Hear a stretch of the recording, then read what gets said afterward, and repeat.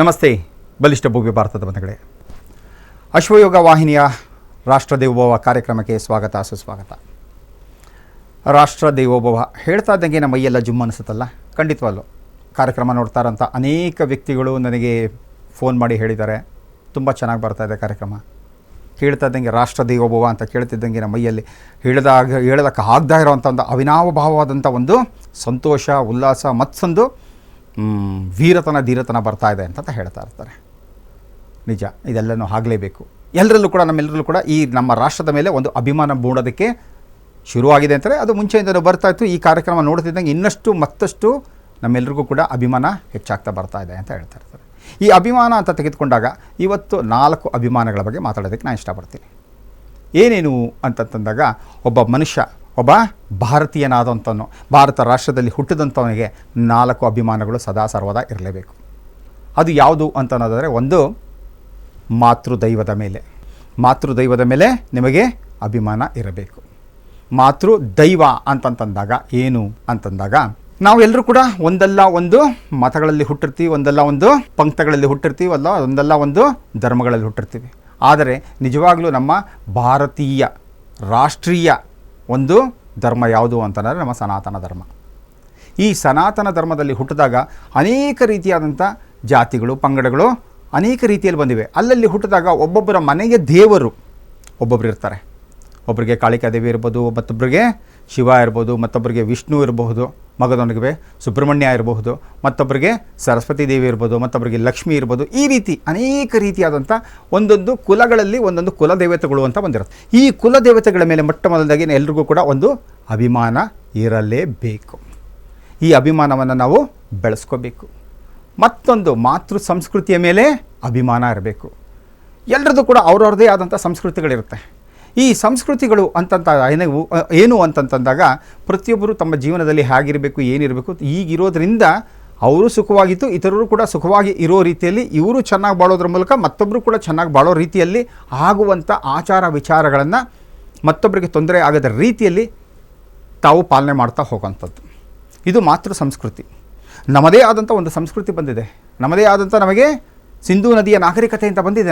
ನಮ್ಮದೇ ಆದಂಥ ಒಂದು ಸಂಸ್ಕೃತಿ ಇದೆ. ಈ ಸಂಸ್ಕೃತಿಯ ನಾವು ಯಾವುದೇ ವಿಚಾರಕ್ಕೂ, ಯಾವುದೇ ಒಬ್ಬರ ದಬ್ಬಾಳಿಕೆಗಾಗಲಿ, ಯಾರೋ ಒಬ್ಬರ ಬಲವಂತಕ್ಕಾಗಲಿ, ಯಾರೋ ಒಬ್ಬರು ಮತ್ತೊಂದು ಹೇಳಿದ್ರು ಮಗದೊಂದು ಹೇಳಿದ್ರು ಅಂತಂತೇಳಿ ನಮ್ಮ ಸಂಸ್ಕೃತಿಯ ಆಚಾರ ವಿಚಾರಗಳನ್ನು ಬಿಟ್ಟು ಹೋಗುವಂಥದ್ದು ಹೆಡ್ಡತನ, ದಡ್ಡತನ.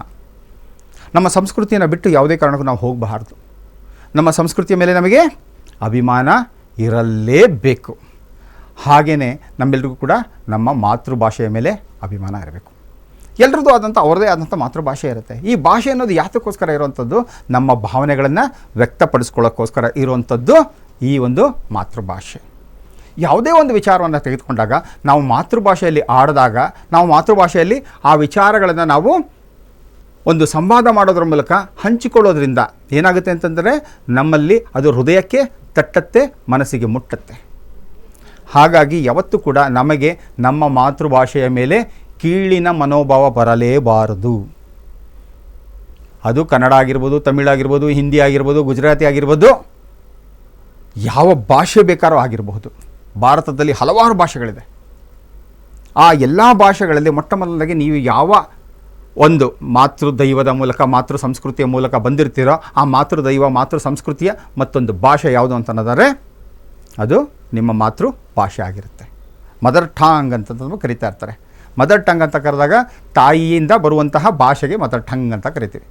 ನನ್ನ ತಾಯಿ ಯಾವ ಭಾಷೆಯನ್ನು ಮಾತಾಡ್ತಾ ಇದ್ರೋ ಮೂಲದಲ್ಲಿ ಅದೇ ಭಾಷೆಯನ್ನು ನಾನು ಪಾಲನೆ ಮಾಡ್ಕೊಂಡು ಬರೋವಂಥದ್ದು. ಸೊ ಈ ಭಾಷೆಯ ಮೇಲೆ ಅಭಿಮಾನ ಇರಬೇಕು. ಅಭಿಮಾನ ಇರಬೇಕು ಅಂತಂದ್ಬಿಟ್ಟು ದುರಭಿಮಾನವನ್ನು ಬೆಳೆಸ್ಕೋಬಾರ್ದು. ನಾನು ಹೇಳ್ತೀನಲ್ಲ, ಎಷ್ಟು ಭಾಷೆಗಳನ್ನು ಕಲಿತಾ ಹೋಗ್ತೀರೋ ಅಷ್ಟು ಬೆಳೆಯೋದಕ್ಕೆ ಅವಕಾಶಗಳು ಇರುತ್ತೆ ಅಂತ. ಎಷ್ಟು ಭಾಷೆಗಳನ್ನು ಕಲಿತಾ ಇರ್ತೀವೋ ಅಷ್ಟು ಭಾಷೆಗಳನ್ನು ಕಲಿತಾಗ ಏನಾಗುತ್ತೆ ಅಂದರೆ, ನಮಗೆ ಆ ಭಾಷೆಗಳ ಮೇಲೆ ಒಂದು ಪ್ರಾವೀಣ್ಯತೆ ಬರುತ್ತೆ, ಪಾಂಡಿತ್ಯ ಬರುತ್ತೆ. ಅಲ್ಲಿ ನಾವು ಬೇರೆ ಊರಿಗೆ ಹೋದಾಗ ಅಥವಾ ಬೇರೆ ದೇಶಕ್ಕೆ ಹೋದಾಗ, ಇಲ್ಲ ನಾನು ಇಂಗ್ಲೀಷ್ ಕಲಿಯೋದೇ ಇಲ್ಲ ಅಂತಂದರೆ ನನಗೆ ಬೇರೆ ದೇಶಕ್ಕೆ ಹೋಗೋದು ಬಹಳ ಕಷ್ಟ ಆಗುತ್ತೆ. ನಾನು ಹಿಂದಿಯನ್ನು ಕಲಿಯೋದೇ ಇಲ್ಲ ಅಂತಂದಾಗ ನನಗೆ ನಾರ್ತ್ ಸೈಡ್ಗೆ ಹೋಗೋದು ಬಹಳ ಕಷ್ಟ ಆಗಿಬಿಡುತ್ತೆ. ನಾನು ತೆಲುಗನ್ನು ಕಲಿಯೋದೇ ಇಲ್ಲ ಅಂತಂದರೆ ನನಗೆ ಆಂಧ್ರಕ್ಕೆ ಹೋದಾಗ ಕಷ್ಟ ಆಗುತ್ತೆ. ನಾನು ತಮಿಳನ್ನು ಕಲಿಯೋದೇ ಇಲ್ಲ ಅಂತಂದರೆ ತಮಿಳ್ನಾಡಿಗೆ ಹೋಗೋದು ಕಷ್ಟ ಆಗುತ್ತೆ. ಆದರೆ ಭಾಷೆಗಳು, ನನ್ನ ಮಾತೃಭಾಷೆ ಏನಿದೆಯಲ್ಲ ಅದರ ಮೇಲೆ ನನಗೆ ಸದಾ ಅಭಿಮಾನ ಇರಬೇಕು, ಪ್ರೀತಿ ಇರಬೇಕು, ನಂಬಿಕೆ ಇರಬೇಕು, ವಿಶ್ವಾಸ ಇರಬೇಕು. ಹಾಗೆ ಬೇರೆ ಭಾಷೆಗಳನ್ನು ಕಲಿಯೋದಲ್ಲೂ ಕೂಡ ತಪ್ಪಿಲ್ಲ. ಬೇರೆ ಭಾಷೆಗಳನ್ನು ಎಷ್ಟು ಕಲಿತಾ ಹೋಗ್ತೀವೋ ನಮಗೆ ಅಷ್ಟು ಜೀವನದಲ್ಲಿ ಬೆಳೆಯುವಂಥದ್ದಕ್ಕೆ ಅವಕಾಶಗಳು ಹೆಚ್ಚಾಗಿ ಸಿಗ್ತಾ ಹೋಗ್ತಾ ಇರುತ್ತೆ. 4ನೇದು ಅಭಿಮಾನ ಯಾವುದು ಅಂತಂದರೆ ಮಾತೃಭೂಮಿ. ನಿಮ್ಮ ಎಲ್ಲರ ಮಾತೃಭೂಮಿ ಯಾವುದು? ಭಾರತ ಭೂಮಿ. ನೀವು ತಮಿಳ್ನಾಡಲ್ಲಿ ಹುಟ್ಟಿರ್ಬೋದು, ಕರ್ನಾಟಕದಲ್ಲಿ ಹುಟ್ಟಿರ್ಬೋದು, ಆಂಧ್ರದಲ್ಲಿ ಹುಟ್ಟಿರ್ಬೋದು, ತೆಲಂಗಾಣದಲ್ಲಿ ಹುಟ್ಟಿರ್ಬೋದು, ಬಾಂಬೆಲಿ ಹುಟ್ಟಿರ್ಬೋದು, ಮಹಾರಾಷ್ಟ್ರದಲ್ಲಿ ಹುಟ್ಟಿರ್ಬೋದು, ಗುಜರಾತಲ್ಲಿ ಹುಟ್ಟಿರ್ಬೋದು, ಕಾಶ್ಮೀರಲ್ಲಿ ಹುಟ್ಟಿರ್ಬೋದು, ಕನ್ಯಾಕುಮಾರಿಯಲ್ಲಿ ಹುಟ್ಟಿರ್ಬೋದು, ಮಣಿಪುರಲ್ಲಿ ಹುಟ್ಟಿರ್ಬೋದು, ಎಲ್ಲಿ ಬೇಕಾದ್ರೂ ಹುಟ್ಟಿರ್ಬೋದು. ಬಟ್ ಇದೆಲ್ಲದಕ್ಕೂ ಇರುವಂತಹ ಒಬ್ಬ ಏಕೈಕ ತಾಯಿ ಯಾರು ಅಂತಂದರೆ ಅದು ಭಾರತ ಮಾತೆ. ಸೊ ಈ ಭಾರತ ಮಾತೆ ಮೇಲೆ ನಿಮ್ಮ ಎಲ್ಲರ ಅಭಿಮಾನ ಸದಾ ಸರ್ವದಾ ಇರಲೇಬೇಕಾಗತ್ತೆ. ಯಾರಿಗೆ ಮಾತೃದೈವ, ಮಾತೃಭಾಷೆ, ಮಾತೃ ಸಂಸ್ಕೃತಿ, ಮಾತೃಭೂಮಿಯ ಮೇಲೆ ಅಭಿಮಾನ ಇಲ್ವೋ ಅವನು ಮನುಷ್ಯನ ಆಗಿರೋದಕ್ಕೆ ಯಾವುದೇ ರೀತಿಯಾದಂತಹ ಅವನಿಗೆ ಒಂದು ರೈಟ್ಸು ಇರೋದಿಲ್ಲ, ಒಂದು ಹಕ್ಕು ಕೂಡ ಇರೋದಿಲ್ಲ, ಯೋಗ್ಯತೆಯೇ ಇರೋದಿಲ್ಲ. ನೋಡಿ ಇವೆಲ್ಲ ಎಷ್ಟೋ ಕಡೆ ನಾವು ಸಿನಿಮಾಗಳನ್ನು ನೋಡಿದಾಗ, ಯೂಟ್ಯೂಬಲ್ಲಿ ನೋಡಿದಾಗ, ಫೇಸ್ಬುಕ್ಕಲ್ಲಿ ನೋಡಿದಾಗ, ಎಸ್ಪೆಷಲಿ ಡಿಸ್ಕವರಿ ಚಾನಲ್ ಅನ್ನೋದನ್ನು ಭಾಳ ನೋಡ್ತಾ ಇದ್ವಿ ನಾವು ಅವಾಗೆಲ್ಲ. ಈಗೆಲ್ಲ ಎಲ್ಲಿ ಹೋಗಿದೆ ಗೊತ್ತಿಲ್ಲ ನನಗೆ. ಈಗೆಲ್ಲ ಯೂಟ್ಯೂಬು ಅದು ಇದು ಬಂದಾಗಿಂದ ಏನೇನೋ ಬರ್ತದೆ. ಬಟ್ ನಾವು ಅವಾಗೆಲ್ಲ ಡಿಸ್ಕವರಿ ಚಾನಲನ್ನು ನೋಡ್ತಾ ಇದ್ವಿ. ಡಿಸ್ಕವರಿ ಚಾನಲ್ ನೋಡ್ತಾ ಇದ್ದಾಗ ಒಂದು ಹುಲಿ ಆಗಲಿ, ಸಿಂಹ ಆಗಲಿ ಏನಾಗೋದು, ತನ್ನದೇ ಆದಂಥ ಭೌಗೋಳಿಕ ಪ್ರದೇಶವನ್ನು ತನ್ನೋದು ಗುರುತು ಮಾಡಿ ಇಟ್ಕೊಂಡ್ಬಿಡ್ತಾ ಇತ್ತು. ಆ ಭೌಗೋಳಿಕ ಪ್ರದೇಶದಲ್ಲಿ ಮತ್ತೊಂದು ಪ್ರಾಣಿಗಳು ಬಂದಾಗ ಇದು ಅದರ ಮೇಲೆ ಗರ್ಜನೆ ಮಾಡಿನೋ, ಗಲಾಟೆ ಮಾಡಿನೋ, ಫೈಟ್ ಮಾಡಿನೋ ಏನು ಮಾಡೋದು, ಅದು ಆ ಭೂಪ್ರದೇಶದಿಂದ ಅದನ್ನು ಆಚೆ ಇಟ್ಬಿಡ್ತಾ ಇತ್ತು. ನೋಡಿ, ಆ ಪ್ರಾಣಿಗಳಿಗೆ ಇದು ಭೌಗೋಳಿಕ ಪ್ರದೇಶ, ಇದು ನನ್ನ ಪ್ರದೇಶ, ಈ ಜಾಗದಲ್ಲಿ ಮತ್ತೊಬ್ಬರು ಬರಬಾರದು ಅನ್ನುವಂತಹ ಒಂದು ಅಭಿಮಾನ ಆ ಜಾಗದ ಮೇಲೆ ಆ ಪ್ರಾಣಿಗಳಿಗೆ ಇರಬೇಕು ಅಂತನ್ನೋದಾದರೆ, ಪ್ರಾಣಿಗಳಿಗೆ ಇರುವಂಥದ್ದು ಬರೀ 5 ಅರಿವು, ಮನುಷ್ಯನಿಗಿರುವಂಥದ್ದು 6 ಅರಿವು. ಈ 6 ಅರಿವುಳ್ಳಂಥ ಈ ಮನುಷ್ಯ ತನ್ನ ಮಾತೃಭೂಮಿಯ ಮೇಲೆ ಮತ್ತೊಬ್ಬ ಯಾರೋ ಬಂದು ದಾಳಿಯನ್ನು ಮಾಡೋಕ್ಕೆ ಬಂದಾಗ ಬಿಟ್ಟುಕೊಡುವಂಥದ್ದು ಧೀರತನವೋ, ಶೂರತನವೋ, ಹೇಳಿತನವೋ, ಹೆಡ್ಡತನವೋ? ಯೋಚನೆ ಮಾಡಬೇಕಲ್ವ ನಾವು. ಯಾವುದೇ ಕಾರಣಕ್ಕೂ ಕೂಡ ನಮ್ಮ ಮಾತೃಭೂಮಿಯ ಮೇಲೆ ಮತ್ತೊಬ್ಬರು ದಬ್ಬಾಳಿಕೆಯನ್ನು ಮಾಡೋಕ್ಕೆ ಬಂದಾಗ, ದೌರ್ಜನ್ಯ ಎಸಗಲು ಬಂದಾಗ, ಈ ಒಂದು ಭೂಮಿಯನ್ನು ಕಬಳಿಸಲು ಯಾರು ಬಂದಾಗ ಅವನಿಗೆ ಸರಿಯಾದ ತಕ್ಕ ಶಾಸ್ತಿಯನ್ನು ಮಾಡಿಸಿ ಓಡಿಸುವಂಥದ್ದು ನಿಮ್ಮೆಲ್ಲರ ಕರ್ತವ್ಯ ಆಗಿರಬೇಕು. ಯಾಕೆಂತಂದರೆ ನಾವೆಲ್ಲ ಈಗಲೇ ಹೇಳ್ಕೊಂಡಿದ್ದೀವಲ್ಲ, ಈಗೆಲ್ಲ ಪಾಲನೆ ಮಾಡೋಕ್ಕೆ ಶುರು ಮಾಡಬೇಕು. ಏನು ಅಂತಂದರೆ ನಾವು ವಿವೇಕ ವೀರರು. ಹೇಳೋರಿಗೆ ಕೇಳೋರಿಗೆ ಹೇಳೋ ಮಾತಲ್ಲಿ ಹೇಳಬೇಕು, ಕೇಳದಿರೋರಿಗೆ ಬಾರಿಸೇ ಹೇಳಬೇಕು. ಆ ರೀತಿ ಅಂದರೆ ಇದನ್ನೇ ಹೇಳ್ತಾನಲ್ಲ, ವಿವೇಕ ಅಂತಂದಾಗ ಬುದ್ಧಿ ಮಾತನ್ನು ಹೇಳಬೇಕು. ಬರಬೇಡಪ್ಪ, ಇದು ನನ್ನ ರಾಜ್ಯ, ಇದು ನನ್ನ ದೇಶ, ಇದು ನನ್ನ ಭೂಮಿ, ಈ ಭೂಮಿಯ ಮೇಲೆ ನೀನು ಅತಿಥಿಯಾಗಿ ಬಂದು ಅತಿಥಿಯಾಗಿ ಹೋದರೆ ಸರಿ. ನೀನು ಅತಿಥಿಯಾಗಿ ಬಂದು ಇದನ್ನು ಕಬಳಿಸಿಕೊಳ್ಳಬೇಕು ಅನ್ನೋ ಮನೋಭಾವ ನೀನನ್ನು ಇಟ್ಕೊಂಡ್ರೆ ನಿನಗೆ ಬೇಗ ತಿಥಿ ಮಾಡೇ ಮಾಡ್ತೀನಿ ಅಂತ ಅನ್ನೋದನ್ನು ಹೇಳಬೇಕು. ಈ ರೀತಿಯ ವೀರಾವೇಶದಿಂದ ನಾವು ಮಾತಾಡಬೇಕು, ಹಾಗೆ ವೀರಾವೇಶದಿಂದ ನಡ್ಕೋಬೇಕು, ಈ ವೀರಾವೇಶದಿಂದ ಹೋರಾಡಬೇಕು. ಈ ರೀತಿ ಬರಬೇಕು. ನಮ್ಮ ಸಂಸ್ಕೃತಿ ಬಗ್ಗೆ ಯಾರೇ ಏನೇ ಆಗಲಿ ಹೀಯಾಳಿಸಿ ಮಾತಾಡಿದಾಗ ಹೇಳಬೇಕು, ನಿನ್ನ ಸಂಸ್ಕೃತಿಯ ಬಗ್ಗೆ ನಾನು ಕೆಟ್ಟದಾಗ ಮಾತಾಡ್ತಾ ಇಲ್ಲ, ನನ್ನ ಸಂಸ್ಕೃತಿಯ ಬಗ್ಗೆ ನೀನು ಕೆಟ್ಟದಾಗ ಮಾಡೋಂಥ ಅವಶ್ಯಕತೆ ನನಗಿಲ್ಲ. ಯಾಕಂದರೆ ಇದು ನಿನ್ನೆ ಮೊನ್ನೆ ಬಂದಂಥ ಸಂಸ್ಕೃತಿ ಅಲ್ಲ ನಮ್ಮದು. ನಮ್ಮ ಭಾರತೀಯ ಸಂಸ್ಕೃತಿ, ಸನಾತನ ಸಂಸ್ಕೃತಿ ಬಂದಿರೋಂಥದ್ದು 16,000 ವರ್ಷಗಳಿಂದ ಬಂದಿರೋಂಥದ್ದು. ಇದೆಲ್ಲವೂ ಕೂಡ ಟೈಮ್ ಟೆಸ್ಟೆಡ್, ಟೈಮ್ ಪ್ರೂವನ್.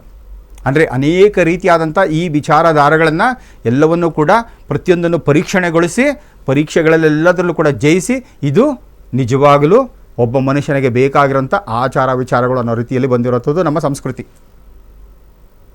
ಈ ಸಂಸ್ಕೃತಿಯಿಂದ ಎಲ್ರಿಗೂ ಕೂಡ ಶುಭ ಆಗುತ್ತೆ, ಅಶುಭ ಅಂತೂ ಆಗೋದೇ ಇಲ್ಲ ಅಲ್ವಾ. ಹಾಗೆ ಮಾತೃ ದೈವ ಅಂತ ನಾನು ಹೇಳ್ತಾ ಇದ್ದಲ್ಲ, ಕಾಳಮ್ಮನಾದರೂ ಆಗ್ಬೋದು, ಮಾರಮ್ಮನಾದರೂ ಆಗ್ಬೋದು, ರುದ್ರನಾಗ್ಬೋದು, ಮಹೇಶ್ವರನಾಗ್ಬೋದು, ವಿಷ್ಣು ಆಗ್ಬೋದು, ಕಾಳಿಂಗನಾಗಿರ್ಬೋದು, ಸುಬ್ರಹ್ಮಣ್ಯ ಆಗಿರ್ಬೋದು, ಅಥವಾ ಗಣೇಶ ಆಗಿರ್ಬೋದು, ಸರಸ್ವತಿ ಆಗಿರ್ಬೋದು, ಪಾರ್ವತಿ ಆಗಿರ್ಬೋದು, ದುರ್ಗೆ ಆಗಿರ್ಬೋದು, ಯಾರು ಬೇಕಾದ್ರೂ ಆಗಿರ್ಬೋದು.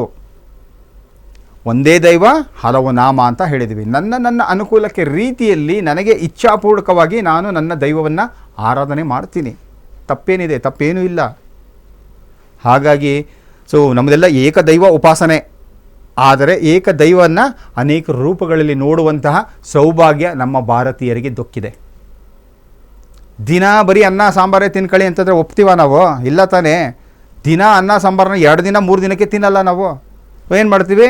ಹುಳಿನ ಬೇರೆ ಮಾಡ್ತೀವಿ, ಸಾರನ್ನು ಬೇರೆ ಮಾಡ್ತೀವಿ, ರಸಮನ್ನ ಬೇರೆ ಮಾಡ್ಕೊಳ್ತೀವಿ. ಅದನ್ನು ಅನ್ನಕ್ಕೆ ಏನು ಮಾಡ್ತೀವಿ, ಒಂದಿನ ಪುಳಿಯೋಗರೆ ಮಾಡ್ಕೊಳ್ತೀವಿ, ಒಂದಿನ ಚಿತ್ರಾನ್ನ ಮಾಡ್ಕೊಳ್ತೀವಿ, ಒಂದು ರೀತಿಯಲ್ಲಿ ಬಿರಿಯಾನಿ ಮಾಡ್ಕೊಳ್ತೀವಿ, ಒಂದಿನ ಪಲಾವ್ ಮಾಡ್ಕೊಳ್ತೀವಿ. ಈ ಥರ ಅದೇ ಅನ್ನವನ್ನು ಹಲವಾರು ರೀತಿಯಲ್ಲಿ ಅದಕ್ಕೆ ಬಣ್ಣಗಳನ್ನು ಕೊಟ್ಟು, ರುಚಿಯನ್ನು ಕೊಟ್ಟು, ಸ್ವಾದವನ್ನು ಕೊಟ್ಟು ಆಸ್ವಾದಿಸ್ತಾ ಹೋಗ್ತೀವಿ. ಹಾಗಿರಬೇಕಾದಾಗೆ ಆ ಭಗವಂತ ಅನ್ನುವಂಥ ಆ ಒಂದು ಶಕ್ತಿಯನ್ನು ನಾವು ನನ್ನ ಅನುಕೂಲಕ್ಕೆ ತಕ್ಕನ ಹಾಗೆ, ನನ್ನ ಇಚ್ಛೆಗೆ ಅನುಕೂಲ ಆಗೋ ರೀತಿಯಲ್ಲಿ, ನನ್ನ ಇಚ್ಛಾನುಸಾರ ಆ ಭಗವಂತನ ನಾನು ಆರಾಧನೆ ಮಾಡ್ತಾ ಹೋಗ್ತಾ ಇರ್ತೀನಿ. ಹಾಗಾಗಿ ನೀನು ಯಾಕೆ ಕಾಳಿಯನ್ನು ಪೂಜೆ ಮಾಡ್ತೀಯಾ, ನೀನು ಯಾಕೆ ಶಿವನನ್ನು ಪೂಜೆ ಮಾಡ್ತೀಯಾ, ನೀನು ಯಾಕೆ ವಿಷ್ಣುವನ್ನು ಪೂಜೆ ಮಾಡ್ತೀಯ ಅಂತ ಕೇಳುವಂಥ ಹಕ್ಕು ಯಾರಿಗೂ ಇಲ್ಲ. ಅದು ನನ್ನ ಸ್ವತಂತ್ರ. ಆ ದೈವವನ್ನು, ಅದು ನನ್ನ ಮಾತೃದೈವ, ಆ ದೈವವನ್ನು ನಾನು ಅದೇ ರೀತಿಯಲ್ಲಿ ನೋಡ್ತೀನಿ. ಈ ರೀತಿಯಾದಂಥ ನಾವು ಮನೋಭಾವವನ್ನು ತೆಗೆದುಕೊಳ್ತಾ ಬರಲಿಲ್ಲ ಅಂತ ಹೇಳಿದ್ರೆ ಏನಾಗುತ್ತೆ ಅಂದರೆ, ಬೇರೆಯವ್ರು ಬಂದು ನಮ್ಮ ಮೇಲೆ ಎಲ್ಲ ರೀತಿಯಾದಂಥ ಏನನ್ನಾಗ್ತಾ ಇರ್ತಾರೆ, ಅವರದೇ ವಿಚಾರಧಾರೆಗಳನ್ನು ನಮ್ಮ ಮನಸ್ಸಲ್ಲಿ ತುಂಬಿಸಿ ನಾವು ಮಾಡುತ್ತಾ ಇರುವಂಥ ರೀತಿ ನೀತಿ ಪದ್ಧತಿಗಳಲ್ಲಿ ತಪ್ಪನ್ನು ಕಂಡುಹಿಡಿದು ನಮ್ಮನ್ನು ಮುಟ್ಟಾಳರನ್ನಾಗಿ, ಮೂರ್ಖರನ್ನಾಗಿ ಮಾಡಿ ತಮಗೆ ಬೇಕಾಗಿರುವಂಥ ಬೇಳೆಕಾಳನ್ನು ಅವ್ರು ಬೇಯಿಸ್ಕೊಳ್ತಾ ಹೋಗ್ತಾ ಇದ್ದಾರೆ. ಇವತ್ತಿನವರೆಗೂ ನಮ್ಮ ಭಾರತೀಯರು ಇದೇ ಒಂದು ಸಮಸ್ಯೆ ಆಗಿರೋಂಥದ್ದು. ಬೇರೆಯವ್ರು ಬಂದು ಹೇಳೋದೆಲ್ಲ ಸರಿ, ನಮ್ಮದವರು ಹೇಳಿದವರು, ನಮ್ಮ ಪುರಾತನ ಕಾಲಗಳಿಂದ ಬಂದದ್ದು, ನಮ್ಮ ಋಷಿಮುನಿಗಳು ಹೇಳೋದಂಥದ್ದು, ನಮ್ಮ ತಂದೆ ತಾಯಿಗಳು ಹೇಳಿದಂಥದ್ದು, ನಮ್ಮ ತಾತ ಅಜ್ಜಿ ಹೇಳಿದ ಇದೆಲ್ಲ ತಪ್ಪು ಅನ್ನೋ ಮನೋಭಾವಕ್ಕೆ ನಾವು ಬಂದುಬಿಟ್ಟಿದ್ದೀವಿ. ಯಾಕೆಂದರೆ ನಮ್ಮ ಎಜುಕೇಷನ್ ಸಿಸ್ಟಮ್ ಹಾಗೆ ಆಗಿಬಿಟ್ಟಿತ್ತು. ನಾವು ಅರ್ಥ ಮಾಡ್ಕೋಬೇಕು. ಇಲ್ಲ, ನನ್ನ ಋಷಿಮುನಿಗಳು ಹೇಳಿದ್ದು ಸರಿ, ನನ್ನ ಮುತ್ತಾತಂದರು, ಕೋಲ್ ತಾತಂದರು, ಕಡ್ಡಿ ತಾತಂದರು, ಚಡ್ಡಿ ತಾತಂದರು, ಏನು ಬೇಕಾದ್ರೆ ಅಂದ್ಕೊಳ್ಳಿ, ಅವರೆಲ್ಲ ಹೇಳಿದ್ದು ಸರಿಯೇ. ಲೋಕದ ಹಿತಕ್ಕಾಗಿಯೇ ಹೇಳಿದ್ದು. ಲೋಕದ ಹಿತ ಅಂತಂದರೆ ಆ ಲೋಕದ ಹಿತದಲ್ಲಿ ನಾನು ನೀವು ಎಲ್ಲ ಸೇರಿರ್ತೀವಿ, ಎಲ್ಲನೂ ಹಿತವೇ. ಹಾಗೆ ಭಾಷೆಗಳು ಅಂತಂತ ಬಂದಾಗ ನಮ್ಮ ಭಾವನೆಗಳನ್ನು ವ್ಯಕ್ತಪಡಿಸ್ಕೊಳ್ಳೋಕ್ಕೆ ಇರುವಂತಹ ಒಂದು ಉತ್ತಮವಾದಂಥ ಮಾಧ್ಯಮ ಈ ಭಾಷೆ. ನಾವು ಕನ್ನಡ ನಾಡಲ್ಲಿ ಹುಟ್ಟಿದ್ದೀವಿ. ನಮ್ಮ ಭಾಷೆ, ನಮ್ಮ ಮಾತೃಭಾಷೆ ಯಾವುದೋ ಕನ್ನಡ. ನನ್ನ ಕನ್ನಡ ಅಭಿಮಾನ ನನಗೆ ಇರಲೇಬೇಕು. ಕನ್ನಡ ಭಾಷೆ ಮೇಲೆ ನನಗೆ ಅಭಿಮಾನ ಇರಲೇಬೇಕು. ಹಾಗಾಗಿ ಸಹೋದರ ಭಾಷೆಗಳು ಯಾವುದ್ಯಾವುದು, ತಮಿಳಾಗಿರ್ಬೋದು, ತೆಲುಗು ಆಗಿರ್ಬೋದು, ಹಿಂದಿ ಆಗಿರ್ಬೋದು, ಗುಜರಾತಿ ಆಗಿರ್ಬೋದು, ಮರಾಠಿ ಆಗಿರ್ಬೋದು, ಅಸ್ಸಾಮಿ ಆಗಿರ್ಬೋದು, ಯಾವುದು, ಇವೆಲ್ಲವೂ ಕೂಡ ಸಹೋದರ ಭಾಷೆಗಳು. ಅವನ್ನೆಲ್ಲವನ್ನು ಕೂಡ ಒಪ್ಕೊಳ್ಳುವಂಥ ಮನೋಭಾವ ನಮ್ಮಲ್ಲಿ ಇರಬೇಕು. ಆದರೆ ನನ್ನ ಭಾಷೆಯ ಮೇಲೆ ನನಗೆ ಸದಾ ಸರ್ವದ ಅಭಿಮಾನ ಇರಲೇಬೇಕಾಗತ್ತೆ. ಸೊ ಇದನ್ನು ಮಾಡ್ತಾ ಹೋಗಬೇಕು. ಹೀಗೆ ಸೆಂಟ್ ಫ್ರಾನ್ಸಿಸ್ ಝೇವಿಯರ್ ಅನ್ನೋಂಥ ಮನುಷ್ಯ, ಸೆಂಟ್ ಫ್ರಾನ್ಸಿಸ್ ಝೇವಿಯರ್ ಅಂತ ಸ್ಪೇನಿಂದ ಬಂದಂಥ ಒಬ್ಬ ಮಿಷನರಿ, ಯಾವಾಗ 1540 ಭಾರತಕ್ಕೆ ಬಂದಂಥ ವ್ಯಕ್ತಿ ಹಲವಾರು ಸಾವಿರಾರು ಲಕ್ಷಾಂತರ ಜನರನ್ನು ಕ್ರಿಶ್ಚಿಯಾನಿಟಿಗೆ ಕನ್ವರ್ಟ್ ಮಾಡ್ತಾ ಹೋಗ್ತಾ ಇರ್ತಾನೆ. ಕ್ರಿಶ್ಚಿಯಾನಿಟಿ ಕನ್ವರ್ಟ್ ಮಾಡ್ತಾ ಮಾಡ್ತಾ ಏನು ಮಾಡ್ತಾನೆ, ಎಲ್ಲ ಜನಾಂಗದವ್ರನ್ನೂ ಕೂಡ ಕ್ರಿಶ್ಚಿಯಾನಿಟಿ ಕನ್ವರ್ಟ್ ಮಾಡ್ತಾ ಹೋಗ್ತಾ ಇರ್ತಾನೆ. ಆದರೆ ಅವನಿಗೆ ಯಾರನ್ನು ಕನ್ವರ್ಟ್ ಮಾಡೋಕ್ಕಾಗೋದಿಲ್ಲ ಅಂತಂದಾಗ ಬ್ರಾಹ್ಮಣರನ್ನು ಯಾವುದೇ ಕಾರಣಕ್ಕೂ ಅವನು ಕ್ರಿಶ್ಚಿಯಾನಿಟಿ ಕನ್ವರ್ಟ್ ಮಾಡೋಕ್ಕಾಗೋದೇ ಇಲ್ಲ. ತನ್ನ ಪುಸ್ತಕದಲ್ಲಿ, ತನ್ನ ಚರಿತ್ರೆಯ ಪುಸ್ತಕದಲ್ಲಿ ಬರೆದಿದ್ದಾನೆ. ಏನು ಅಂತ ಬರೆದಿದ್ದಾನೆ ಅಂತಂದರೆ, if I would have able to transform the Brahmins to convert Brahmins to Christianity, I could have completely converted the whole India as Christian ಅಂತಂದ್ಬಿಟ್ಟು ಇಡೀ ಭಾರತವನ್ನು ಕ್ರಿಶ್ಚಿಯನ್ ಮತಕ್ಕೆ ನಾನು ಯಾವತ್ತೂ ಪರಿವರ್ತನೆಗೊಳಿಸ್ಬಿಡ್ತಾ ಇದ್ದೆ. ಅಲ್ಲಿ ನಾನು ಮಾಡಿದಂಥ ಪ್ರಯತ್ನ ಏನು, ಎಲ್ಲ ಪ್ರಯತ್ನ ಮಾಡಿದೆ, ಎಲ್ಲ ಜನಾಂಗದವ್ರನ್ನೂ ಕೂಡ ನಾನೇನು ಮಾಡಿದೆ, ಕ್ರಿಶ್ಚಿಯಾನಿಟಿಗೆ ಕನ್ವರ್ಟ್ ಮಾಡ್ತಾ ಹೋಗ್ತಾ ಇದ್ದೆ.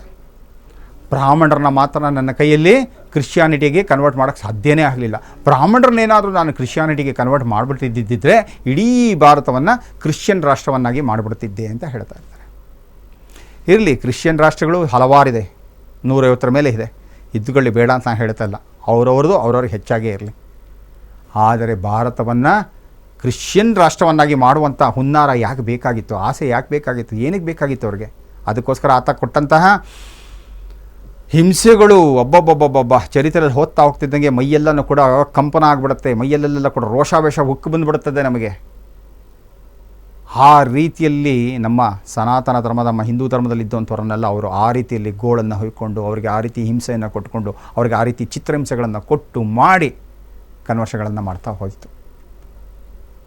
ಸೊ ಈಗೇನಾಗಿದೆ, ನಾವೆಲ್ಲರೂ ಕೂಡ ಕೆಲವೊಬ್ಬರು ಮಾತಾಡ್ತಾ ಇರ್ತಲ್ಲ, ಈ ಬ್ರಾಹ್ಮಣರನ್ನ ಹೀಯಾಳಿಸುವಂಥದ್ದು ಮಾಡೋವಂಥದ್ದು ಎಲ್ಲ ಹೇಳ್ತಾ ಇರ್ತಲ್ಲ. ದಯವಿಟ್ಟು ಯಾರೂ ಕೂಡ ಹೀಯಾಳಿಸುವಂಥ ಮನಸ್ಥಿತಿಗೆ ನಮ್ಮನ್ನು ನಾವು ತೆಗೆದುಕೊಂಡು ಹೋಗಬಾರ್ದು. ನಾವೆಲ್ಲರೂ ಕೂಡ ಒಬ್ಬರೇ, ಭಾರತ ಮಾತೆಯ ಒಡಲಲ್ಲಿ ಹುಟ್ಟಿದಂಥವ್ರು. ನಾವು ಎಲ್ಲರೂ ಕೂಡ ಅನೇಕ ವಿಚಾರಗಳೇನಿರ್ತೀವಿ, ಒಬ್ಬೊಬ್ಬರು ಒಂದೊಂದು ರೀತಿಯಾದಂಥ ವೃತ್ತಿಗಳನ್ನು ಮಾಡ್ತಾ ಹೋಗ್ತಾ ಇದ್ದೀವಿ. ವೃತ್ತಿಗಳು ಬೇರೆ ಆಗಿರ್ಬೋದು, ಆದರೆ ನಿಮ್ಮ ಎಲ್ಲರ ಮೂಲ ಧರ್ಮ ಒಂದೇ, ಅದು ಸನಾತನ ಧರ್ಮ. ಹಾಗಾಗಿ ವೃತ್ತಿನೇ ಬೇರೆ, ಪ್ರವೃತ್ತಿನೇ ಬೇರೆ. ಮನೋಭಾವ ಯಾವಾಗಲೂ ಏನಿರಬೇಕು, ನಾವೆಲ್ಲರೂ ಭಾರತೀಯರು, ನಾವೆಲ್ಲರೂ ಹಿಂದೂ, ನಾವೆಲ್ಲರೂ ಒಟ್ಟಾಗುವ ಮುಂದು ಒಂದು ಅಂತ ಅನ್ನೋದನ್ನು ನಾವೆಲ್ಲರೂ ಕೂಡ ಮನಗಾಣಬೇಕು. ಇನ್ನು ಮುಂದೆ ಏನಾದರೂ ನಮ್ಮಲ್ಲಿ ಇರುವಂಥ ಈ ಜಾತಿ ಭೇದಗಳನ್ನೆಲ್ಲವನ್ನು ಕೂಡ ಮರೆತು ನಾವೆಲ್ಲರೂ ಕೂಡ ಭಾರತ ಮಾತೆಯ ಪುತ್ರರು, ಸುಪುತ್ರರು, ವೀರಪುತ್ರರು, ವಿವೇಕ ವೀರಪುತ್ರರು ಅನ್ನೋ ರೀತಿಯಲ್ಲಿ ನಾವೆಲ್ಲ ಬಾಳಬೇಕು, ಬದುಕಬೇಕು. ನಮ್ಮ ತಾಯಿಯ ರಕ್ಷಣೆಯನ್ನು ನೀವು ಎಲ್ಲರೂ ಕೂಡ ಮಾಡಬೇಕು. ಹಾಗಾಗಿ ಭಾರತ ಮಾತೆಯಲ್ಲಿ ನಾನು ಕೇಳ್ಕೊಳ್ಳೋದೇನು ಅಂತಂತಂದರೆ, ಭಾರತ ಮಾತೆ ಕೇಳ್ಕೊಳ್ಳೋದೇನು, ನಾವು ಭಾರತ ಮಾತೆ ಸದಾ ನಮಗೆ ಆಶೀರ್ವಾದನ ಕೊಟ್ಟುಬಿಟ್ಟಿದ್ದಾಳೆ. ನಮಗೆ ವೀರತನ, ಧೀರತನ, ಶೂರತನವನ್ನು ಕೊಟ್ಟು ನಮಗೆ ಬೇಕಾಗಿರೋ ಸಕಲ ಐಶ್ವರ್ಯಗಳನ್ನು ಕೊಟ್ಟಿದ್ದಾಳೆ. ಆ ತಾಯಿ ಆ ಸಕಲ ಐಶ್ವರ್ಯಗಳನ್ನು ನಾವು ಪಡ್ಕೊಂಡು ತಾಯಿಯ ನಮ್ಮ ರಾಷ್ಟ್ರ ಭಾರತ ಮಾತೆ ಆಕೆಯ ಒಂದು ರಕ್ಷಣೆಗೋಸ್ಕರ ನಾವೆಲ್ಲರೂ ಕೂಡ ಸಂಕಲ್ಪವನ್ನು ತೊಟ್ಟು ಸದಾ ಸರ್ವದಾ ಭಾರತ ಮಾತೆಯನ್ನು ಕಾಪಾಡುವಂತಹ ದಿವ್ಯತರವಾದಂತಹ ದಿವ್ಯ ಕರ್ತವ್ಯವನ್ನು ನಾವೆಲ್ಲರೂ ಕೂಡ ಪಾಲನೆ ಮಾಡ್ತಾ ಹೋಗೋಣ. ಹಾಗಾಗಿ ಭಾರತ ಮಾತೆ ನಮ್ಮೆಲ್ಲರಿಗೂ ಕೂಡ ಆಶೀರ್ವಾದನ ಸದಾ ಮಾಡ್ತಾ ಇರಲಿ ಅಂತ ಕೇಳ್ಕೊಳ್ತಾ, ಜೈ ಭಾರತಾಂಬೆ, ಜೈ ಕನ್ನಡಾಂಬೆ, ಜೈ ಹಿಂದ್.